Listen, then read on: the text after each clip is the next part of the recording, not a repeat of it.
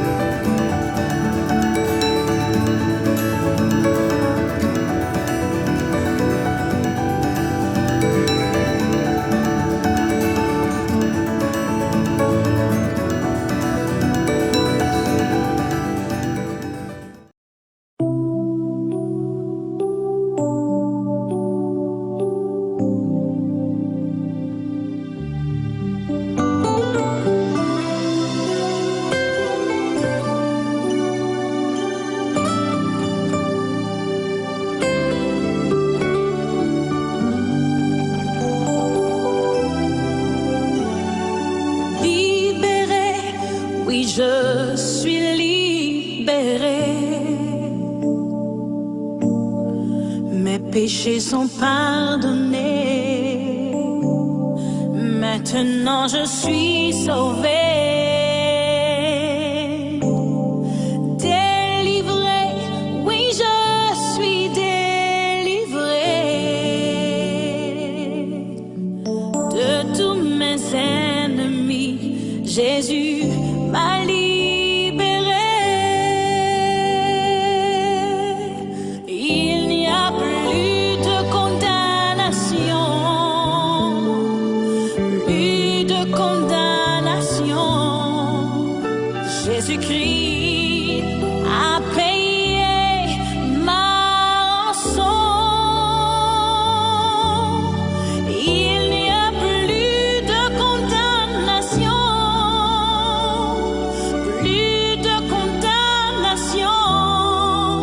Je suis libérée, rachetée en son nom.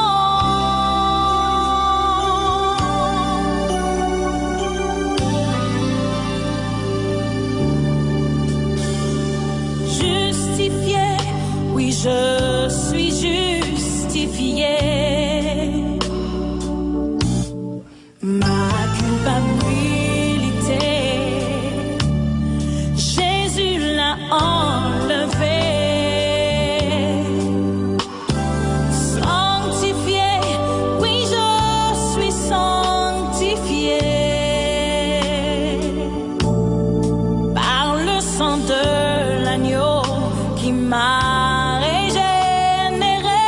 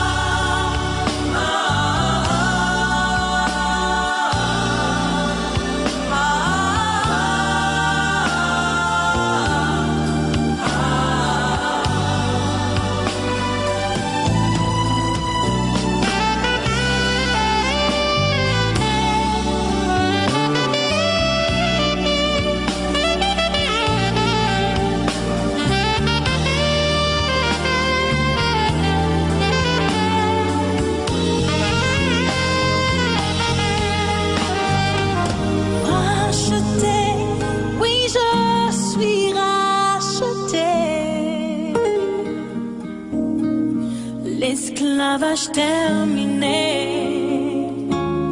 je vis ma liberté. Héritier, je suis un héritier. Oui, pour l'éternité, un enfant bien-aimé. Il n'y a plus de condamnation, plus de condamnation. Jésus-Christ a payé ma rançon. Il n'y a plus de condamnation, plus de condamnation. Je suis libéré, racheté à son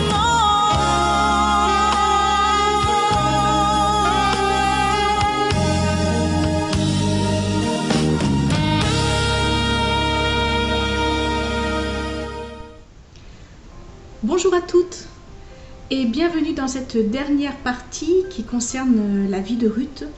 Nous allons étudier aujourd'hui le 4e chapitre du livre de Ruth et nous allons voir deux notions ensemble.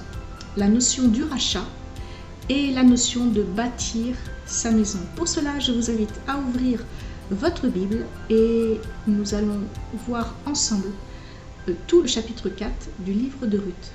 À tout à l'heure. Boaz monta à la porte et s'y arrêta. Or voici celui qui avait droit de rachat et dont Boaz avait parlé, vint à passer. Boaz lui dit : « Approche, reste ici, toi un tel. » Et il s'approcha et s'arrêta. Boaz prit alors 10 hommes parmi les anciens de la ville et il dit : « Asseyez-vous ici. » Et ils s'assirent. Puis il dit à celui qui avait le droit de rachat : Naomi, revenue du pays de Moab, a vendu la parcelle de terre qui appartenait à notre frère Élimélec.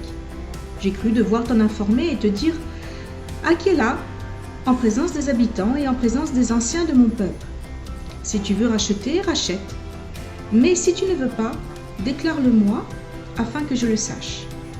Car il n'y a personne avant toi qui ait le droit de rachat, et je l'ai après toi. Et il répondit : Je rachèterai. Boaz dit : Le jour où tu acquerras le champ de la main de Naomi, tu l'acquerras en même temps de Ruth, la Moabite, femme du défunt, pour relever le nom du défunt dans son héritage. Et celui qui avait le droit de rachat répondit : Je ne puis pas racheter pour mon compte, de peur de détruire mon héritage. Prends pour toi mon droit de rachat, car je ne puis pas racheter. Autrefois en Israël, pour valider une affaire quelconque relative à un rachat ou à un échange, l'un ôtait son soulier et le donnait à l'autre. Cela servait de témoignage en Israël. Celui qui avait le droit de rachat dit donc à Boaz : Acquiert pour ton compte. Et il ôta son soulier. Alors Boaz dit aux anciens et à tout le peuple : Vous êtes témoins aujourd'hui que j'ai acquis de la main de Naomi tout ce qui appartenait à Élimélec, à Kiljon et à Machlon, et que je me suis également acquis pour femme Ruth la Moabite, femme de Machlon, pour relever le nom du défunt dans son héritage, et afin que le nom du défunt ne soit point retranché d'entre ses frères et de la porte de son lieu. Vous en êtes témoins aujourd'hui. Tout le peuple qui était à la porte et les anciens dirent : Nous en sommes témoins. Que l'Éternel rende la femme qui entre dans ta maison semblable à Rachel et à Léa, qui toutes les deux ont bâti la maison d'Israël. Manifeste ta force dans Ephrata et fais-toi un nom dans Bethléem. Puisse la postérité que l'Éternel te donnera par cette jeune femme rendre ta maison semblable à la maison de Péretz, qui fut enfantée à Juda par Tamar. Boaz prit Ruth, qui devint sa femme, et il alla vers elle. L'Éternel permit à Ruth de concevoir, et elle enfanta un fils. Les femmes dirent à Naomi : Béni soit l'Éternel, qui ne t'a point laissé manquer aujourd'hui d'un homme ayant droit de rachat. et dont le nom sera célébré en Israël. Cet enfant restaurera ton âme et sera le soutien de ta vieillesse, car ta belle-fille qui t'aime l'a enfanté, elle qui vaut mieux pour toi que 7 fils. Naomi prit l'enfant et le mit sur son sein, et elle fut sa garde. Les voisines lui donnèrent un nom, en disant « Un fils est né à Naomi », et elles l'appelèrent Obed. Ce fut le père d'Isaïe, père de David. Voici la postérité de Péretz. Péretz engendra Hetzron. Hetzron engendra Ram. Ram engendra Aminadab. Aminadab engendra Nachon. Nachon engendra Salmon. Salmon engendra Boaz. Boaz engendra Obed. Obed engendra Isaïe. Et Isaïe engendra David.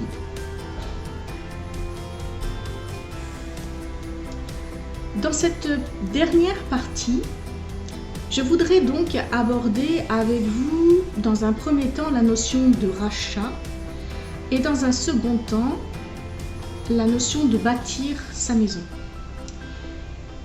Parmi les 12 fils de Jacob, Dieu choisit Juda et plus particulièrement Péretz, le fils qu'il eut avec Tamar, pour faire naître le Messie Jésus. Parmi les descendants de Péretz figure Boaz, qui est le fils de Rahab. C'est lui qui, finalement, va user de son droit de rachat envers Ruth, la Moabite. Boaz est l'image de Christ, le Rédempteur. Et en effet, Jésus est venu pour racheter les hommes.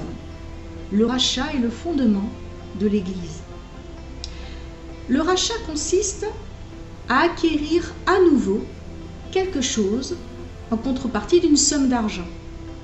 Mais Dieu ne rachète pas pour des biens, mais il rachète des êtres humains. Et non pas contre une somme d'argent, mais au prix du sacrifice de son Fils, Jésus. Jésus est le Rédempteur du monde. Nous étions tous esclaves du péché. Peut-être le sommes-nous encore aujourd'hui. Par son sang versé, Christ nous a rachetés et libérés. Nous devons donc nous livrer sans réserve à celui qui est notre Créateur et notre Rédempteur. Obed, le fils de Ruth et de Boaz, aurait dû être regardé normalement comme fils de Machlon. Mais nous voyons qu'il est vu comme le fils de Boaz. Elimelech a été l'homme de la désobéissance, tandis que Boaz est l'homme de l'obéissance. C'est le choix de Dieu d'écarter de son plan ceux qui désobéissent. Il nous faut être rachetés pour pouvoir ensuite bâtir. Peut-être que cette déclaration est une évidence, mais combien sommes-nous à avoir côtoyé des personnes qui voulaient bâtir, mais sans en payer le prix? La rédemption doit forcément nous amener sur le chemin de la sanctification. C'est le processus par lequel nous sommes transformés toujours plus à l'image de Jésus-Christ par l'œuvre du Saint-Esprit en nous. Mais sans cela, nous ne pouvons pas participer à la mission de l'Église. Le chapitre 4 et le verset 11 dit ceci, que l'Éternel rende la femme qui entre dans ta maison semblable à Rachel et à Léa, qui, toutes les deux, ont bâti la maison d'Israël. J'aimerais maintenant prendre un moment avec vous pour parler de cette notion de bâtir. Il est clair que nous ne pouvons pas bâtir n'importe comment, et cela est aussi vrai dans le monde spirituel. Pour bâtir sa maison, toutes les circonstances doivent être réunies. D'abord, on se pose la question « quoi ?» Ça veut dire « est-ce que je fais ce que Dieu veut que je fasse ?» Qui? Est-ce que je bâtis avec les bonnes personnes? Quand? Est-ce que c'est le temps de Dieu? Où?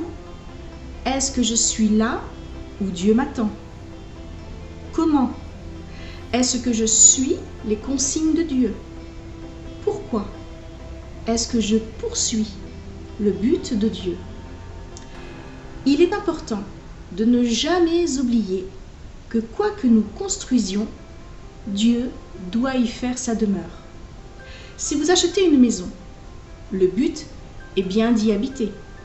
Donc, si vous investissez du temps pour le salut d'une âme, que ce soit pour vos enfants, pour vos amis, pour vos voisins, etc., vous construisez l'avenir, vous participez à la construction de l'Église. Et le but, eh bien, c'est que Dieu fasse sa demeure dans leur vie par le Saint-Esprit. Dieu bâtit avec nous et notre obéissance, notre droiture apportera la stabilité de notre maison. La sagesse, la prudence et l'intelligence ne doivent jamais nous faire défaut.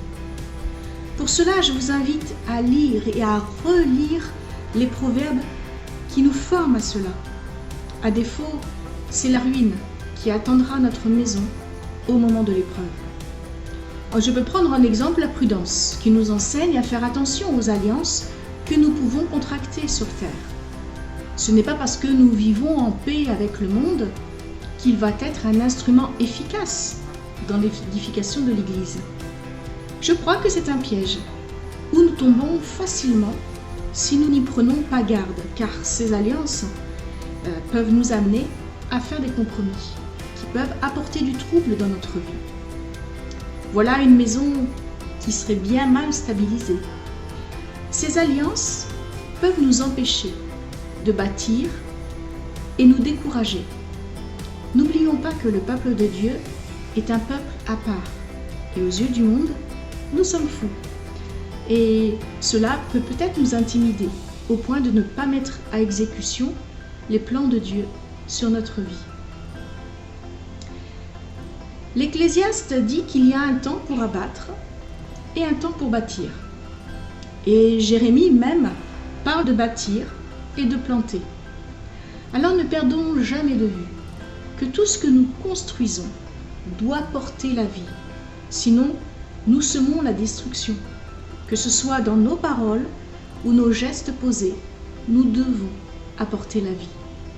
Alors, comme c'est écrit dans l'évangile de Luc, aujourd'hui, si vous avez à cœur de construire quelque chose, quoi que ce soit pour l'Éternel, une maison, un ministère, un foyer, eh bien je vous invite à vous asseoir et à calculer la dépense.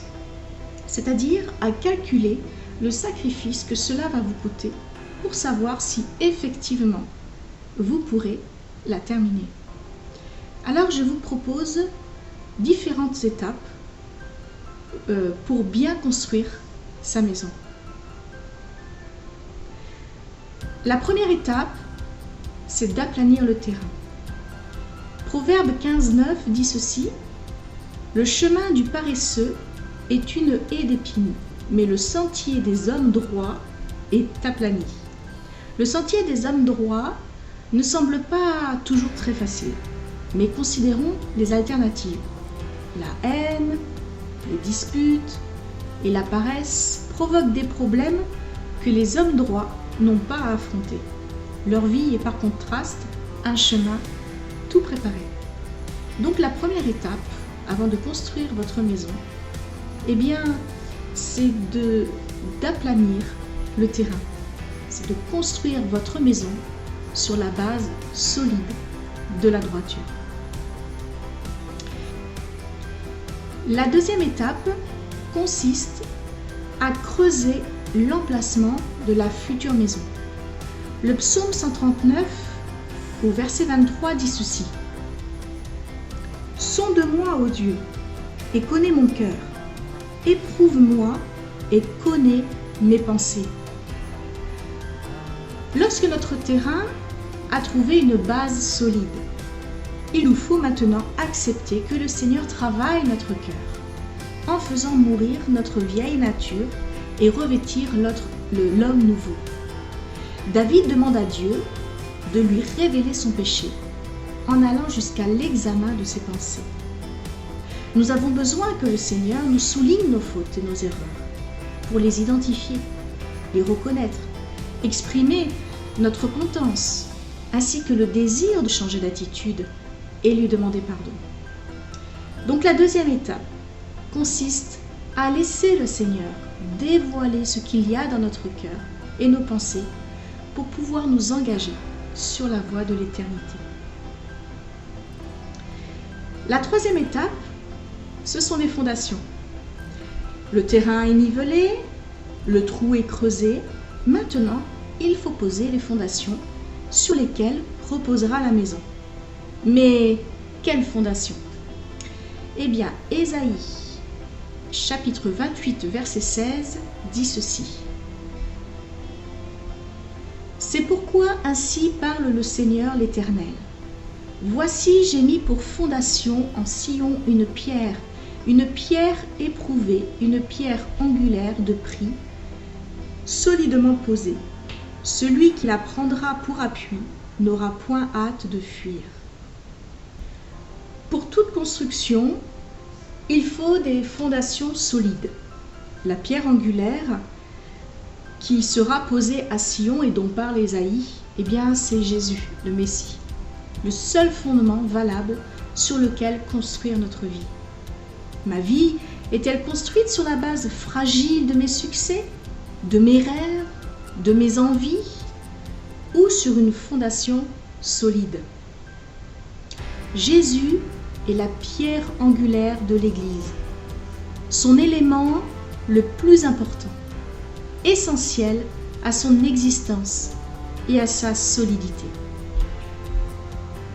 Mettre notre foi en Jésus, quelles que soient les attaques, les épreuves, les tentations, c'est construire une maison sur du solide, sur des fondations qui résistent aux plus fortes tempêtes. Par temps calme, peu importe la nature des fondations, mais leur solidité fera toute la différence en cas de crise. La troisième étape consiste à nous assurer que notre vie repose sur le seul fondement solide, la connaissance de Jésus-Christ et la foi en lui. La quatrième étape, eh bien, il s'agit du plancher, le sol.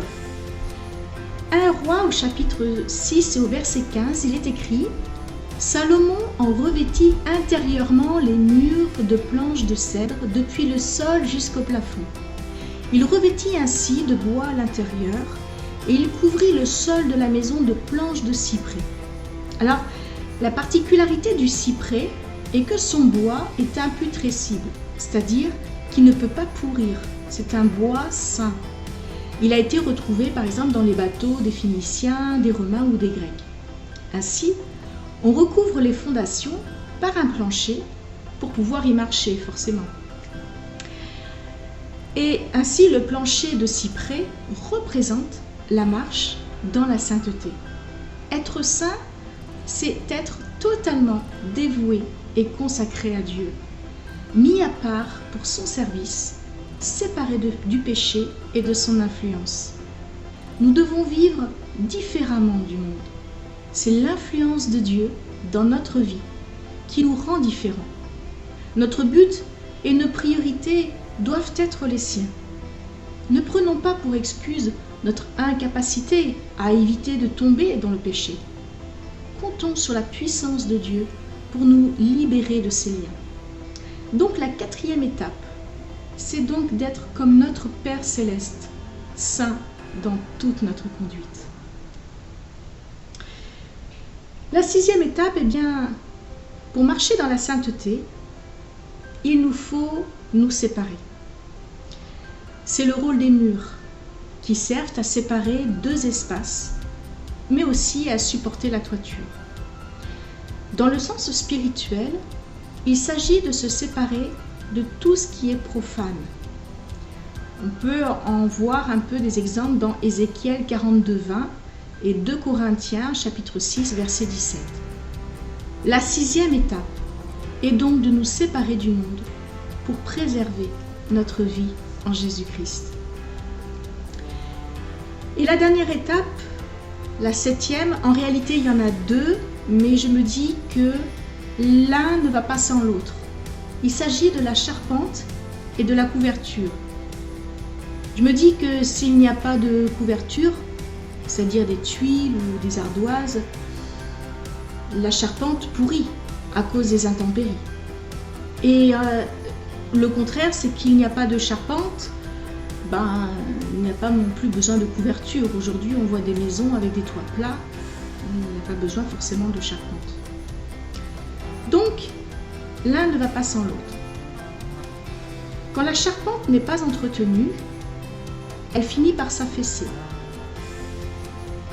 Quand la couverture n'est pas entretenue, elle finit par fuir. Toutes deux ont un rôle de protection sur la maison. Et pour que ce rôle puisse vraiment se faire, il est important de faire un entretien régulier. C'est la dernière partie de la maison, l'entretenir. Et ça, je vous dirais que ce n'est pas la responsabilité de Dieu, de Jésus ou du Saint-Esprit. Dieu nous a aidés à construire notre maison, les fondations avec la parole de Dieu, les murs, le sol. Il nous a aidés.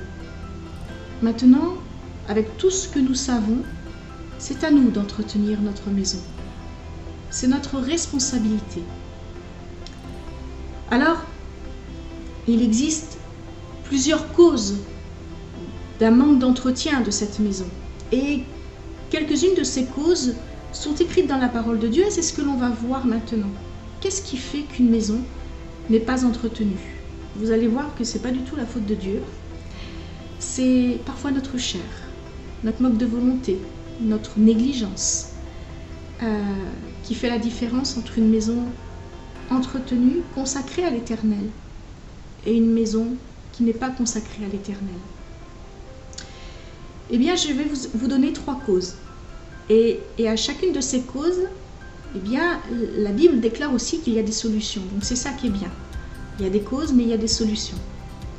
Ecclésiaste chapitre 10, au verset 18, il est écrit « Quand les mains sont paresseuses, la charpente s'affaisse.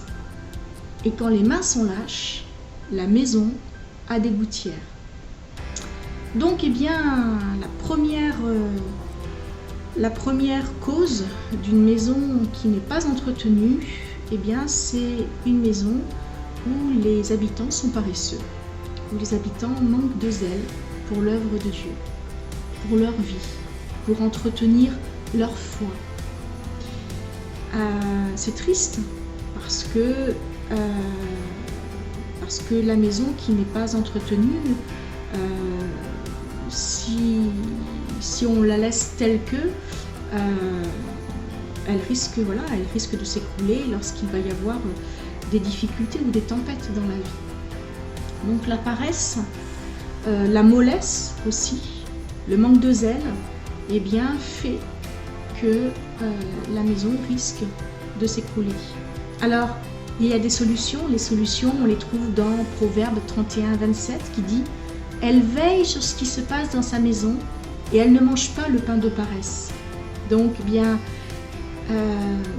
veillez sur ses voies, restez attentive aux besoins des uns des autres, de son foyer. Restez attentive, veillez pour dès que quelque chose ne va pas dans la maison, de pouvoir tout de suite y remédier et ne pas laisser le problème prendre plus d'importance qu'il n'y en a. Proverbe 12, 27 dit ceci: « Le paresseux ne rôtit pas son gibier, mais le précieux trésor d'un homme, c'est l'activité. » Eh bien, soyez zélés, comme dit la parole de Dieu, pour l'évangile. Soyez zélés pour l'œuvre de Dieu. Soyez zélés dans votre vie spirituelle, dans votre relation avec Dieu. Soyez zélés. Proverbe 13, 4 dit aussi « L'âme du paresseux a des désirs qu'il ne peut satisfaire. Mais l'âme des hommes diligents sera rassasiée. » Et donc là, la diligence, c'est la promptitude, c'est être prompte à faire les choses. On voit quelque chose ne va pas dans notre maison, on ne va pas se dire oh je vais attendre demain, aujourd'hui voilà, aujourd'hui j'ai un bon film, je ferai ça demain et demain il y aura autre chose. Non, quand l'on voit qu'il y a un problème dans notre maison, soyons prompts à agir pour que le problème s'arrête.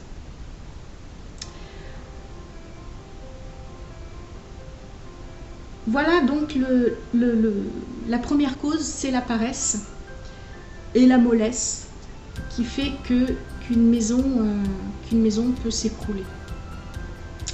Et comme solution, on a dit eh bien, de veiller, d'être zélé et d'être prompte à travailler pour que, voilà, les problèmes soient vite réglés. La deuxième cause d'une maison mal entretenue, eh bien, on peut la voir dans le livre des Proverbes, au chapitre 19, verset 13. Donc ça dit « Un fils insensé est une calamité pour son père, et les querelles d'une femme sont une gouttière sans fin. » Donc une des causes d'une maison qui est en train de se détruire petit à petit, mal entretenue, eh bien ce sont les querelles. Les querelles font beaucoup de tort et une gouttière, oui, c'est une gouttière sans fin parce qu'on sait quand elle commence, mais on ne sait pas quand elle se termine.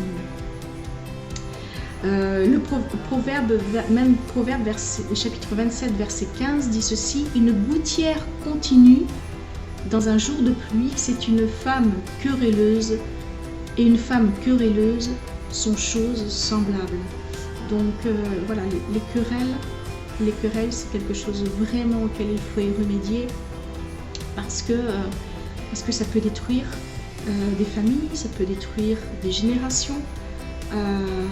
C'est sans fin, oui, ça peut commencer avec nous, mais notre orgueil fait que jamais le pardon ne se fera,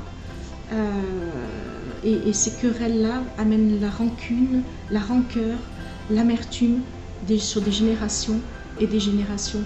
Et on se retrouve après avec des... Mais ça c'est dans toutes les familles, hein, on se retrouve avec des histoires de famille dont on ne sait même pas ce qui s'est passé, et pour des raisons que l'on ne connaît pas, les arrière-petits-enfants ou les petits-enfants ne parlent même pas à leurs cousins parce que dans les générations qui les ont précédés, il y a eu des histoires, et ça c'est tellement triste, que les générations en pâtissent encore. Donc les querelles, c'est vraiment quelque chose auquel il faut vraiment travailler et mettre fin. La solution, eh bien, ça existe. Comment lutter contre les querelles? Proverbe chapitre 17, verset 14 dit ceci: « Commencer une querelle, c'est ouvrir une digue. Avant que la dispute s'anime, retire-toi. » Parfois, on peut se trouver avec des gens, effectivement, et être mêlé à des histoires auxquelles on n'a rien à voir. Mais en fait, comme on se trouve dans ce groupe d'individus-là, en fait, on est pris quelque part un peu en otage. Et nos oreilles écoutent. Et il suffit que quelqu'un, on porte une attention particulière sur une personne plus que d'autres, on serait plus enclin à défendre l'une ou l'autre partie. Mais la sagesse de Salomon dit ici: retire-toi avant que la dispute s'anime. C'est très sage, et la querelle n'a jamais lieu en fait. Donc comme je vous disais tout à l'heure, ça ouvre une digue parce que vous savez, quand vous ouvrez les digues, il y a le flot des eaux qui arrive et qui emmène tout sur son passage. Et c'est un petit peu l'image de tout à l'heure où une génération va commencer une querelle, ça va partir de rien, mais ça peut prendre des proportions tellement énormes, des familles qui sont détruites, qui peuvent parfois même aller jusqu'à des meurtres. Et ça reste sur des générations et des générations. Donc, avant que la dispute s'anime, Salomon donne ce conseil sage: retirons-nous. Donc une autre cause aussi d'une maison mal entretenue, eh bien Proverbe 22:10 dit ceci: chasse le moqueur et la querelle prendra fin. Les disputes et les outrages cesseront. Parfois les querelles arrivent aussi à travers les moqueurs. Vous savez, on peut rigoler de certaines choses, voilà, on en rigole dans la mesure où personne ne se fait du mal, voilà, on en rigole et on passe à autre chose. Mais parfois, les moqueries durent sur plusieurs années, des années après, et la personne qui en est victime en a marre. Et on finit par se quereller. Donc, il vaut mieux éviter les compagnies des moqueurs, la compagnie des moqueurs, et ne pas souffrir de ça, de querelles et de disputes à long terme. Proverbe 26:17 aussi nous donne aussi une autre solution. Comme celui qui saisit un chien par les oreilles, ainsi est un passant qui s'irrite pour une querelle où il n'a que faire. En termes plus contemporains, eh bien, se mêler de ses affaires. Donc, restons à notre place, ne nous mêlons pas des affaires des autres. Si les gens viennent nous voir pour avoir des conseils, donnons-leur des conseils appropriés. Mais une parole qui vient au mauvais moment fait plus de mal que de bien. Donc, sachons rester à notre place.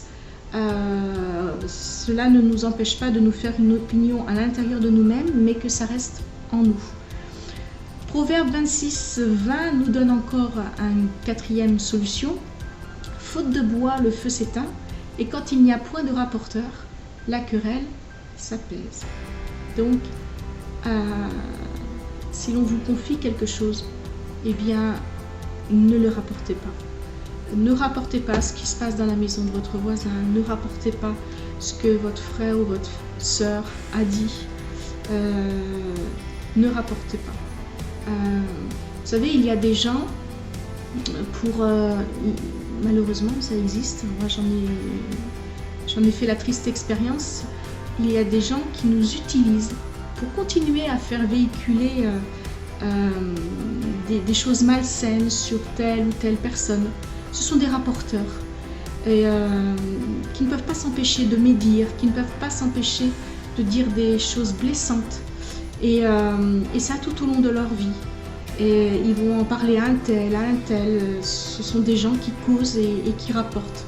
La vie des gens, ça fait très très mal. Donc, si vous voulez que les choses s'arrêtent, eh bien, si quelqu'un vient vous apporter quelque chose, une histoire sur quelqu'un, gardez-le pour vous et les choses s'arrêteront. À partir du moment où vous resterez en dehors de tout ça, vous verrez, vous serez plus intéressant pour les gens, pour ces rapporteurs-là, et ils arrêteront de venir vous importuner avec les histoires des voisins ou de qui que ce soit. Voilà, donc ces 4 petits conseils, voilà, pour éviter les querelles. Donc on a dit le premier conseil, eh bien, dès que vous sentez qu'une querelle arrive, hop, on arrête là, on se retire et voilà, ne pas passer de temps aussi avec le moqueur quand on voit qu'il y a quelqu'un. C'est mieux de ne pas côtoyer des moqueurs. D'ailleurs, lisez le psaume 1, ça sera très bien, vous verrez aussi que c'est biblique. Se mêler aussi de ses affaires, c'est pas mal. Et de ne pas prêter l'oreille à quelqu'un qui rapporte des calomnies sur une autre personne, que ça s'arrête là. Et vous verrez que votre maison s'en portera d'autant mieux. Et puis la troisième cause d'une maison mal entretenue, on peut aussi la trouver dans Matthieu chapitre 7, versets 26 et 27. Ça dit « Mais quiconque entend ces paroles que je dis et ne les met pas en pratique sera semblable à un homme insensé qui a bâti sa maison sur le sable. La pluie est tombée, les torrents sont venus, les vents ont soufflé et ont battu cette maison. Elle est tombée et sa ruine a été grande. » Donc, ce qui est triste dans ce passage, donc c'est Jésus qui nous apporte cette histoire. Ce qui est triste, c'est que la personne savait ce qu'il fallait faire pour entretenir sa maison. Parce qu'il dit « Quiconque entend ces paroles que je dis, mais ne les met pas en pratique. » Ça veut dire que cette personne sait connaît les paroles de Jésus, mais choisit de ne pas les mettre en pratique dans sa vie. Donc, une maison qui est en train de se détruire, c'est une maison où une maison où il n'y a pas d'obéissance à la parole de Dieu. Les gens à l'intérieur de cette maison négligent. Il y a une certaine négligence. Et c'est triste parce que, en fait, ils ont tout à portée de main, mais voilà, ils choisissent de désobéir. Et malheureusement, ce qui arrive à cette maison, eh bien, c'est une maison qui est détruite à la première tempête. Donc il y a une solution, et la solution se trouve aussi dans cette image de la maison. Elle se trouve juste avant, en fait, au verset 24 et 25. C'est pourquoi quiconque entend ces paroles que je dis et les met en pratique sera semblable à un homme prudent qui a bâti sa maison sur le roc. La pluie est tombée, les torrents sont venus, les vents ont soufflé et se sont jetés contre cette maison. Elle n'est point tombée parce qu'elle était fondée sur le roc. Et là, effectivement, on voit que tout de suite, on a la solution. Et la solution, c'est quoi? C'est l'obéissance. Là, c'est quelqu'un qui connaît la parole de Dieu et qui choisit de mettre en pratique dans sa vie les conseils du Seigneur Jésus et toutes les ordonnances. C'est l'obéissance, c'est l'homme prudent. Ah, attention, si Jésus me dit ça, là je vais être prudent, parce que Jésus ne ment pas. Donc je vais être prudent, je vais faire attention à ces paroles-là. Donc je vais rectifier le tir et mettre en pratique les conseils du Seigneur Jésus. C'est ça la prudence, c'est ça l'obéissance, c'est ça la foi. Proverbe chapitre 15 verset 5 dit ceci: l'insensé dédaigne l'instruction de son père, mais celui qui a égard à la réprimande agit avec prudence. Croyez pas que c'est pas parce que Dieu vous reprend qu'il ne vous aime pas. Vous avez bien repris vos enfants et pourtant vous les aimez aussi. Dieu nous aime. Et s'il nous reprend, c'est parce qu'il sait que le chemin que nous prenons, que la décision que nous allons prendre peut avoir des troubles dans l'avenir, peut engendrer du trouble dans les générations à venir. Alors quand il nous reprend, eh bien prenons égard à sa réprimande et changeons de cap nos regards ou nos intentions. Obéissons à son commandement. Donc en conclusion, eh bien, faisons nos choix en tenant compte des valeurs éternelles. Faire des compromis dans le domaine de la morale et vivre pour des plaisirs éphémères ne permet pas d'avancer. La vie et l'héritage de Ruth ont été déterminants grâce à la fidélité dont elle a fait preuve, même si elle n'a pas pu voir le fruit de son comportement. Vivons dans la fidélité de Dieu, sachant que notre vie a des prolongements par-delà notre vie terrestre. Les récompenses dépasseront de loin tous les sacrifices que nous aurons pu consentir. Au jour d'aujourd'hui, si vous avez accepté le Seigneur Jésus dans votre vie, eh bien, comme Ruth, il a besoin de vous par rapport au plan qu'il a prévu pour l'avenir de ce monde. Vous êtes acteur, vous êtes actrice pour un temps, pour l'œuvre de Dieu. Et Ruth a su tirer parti de cela.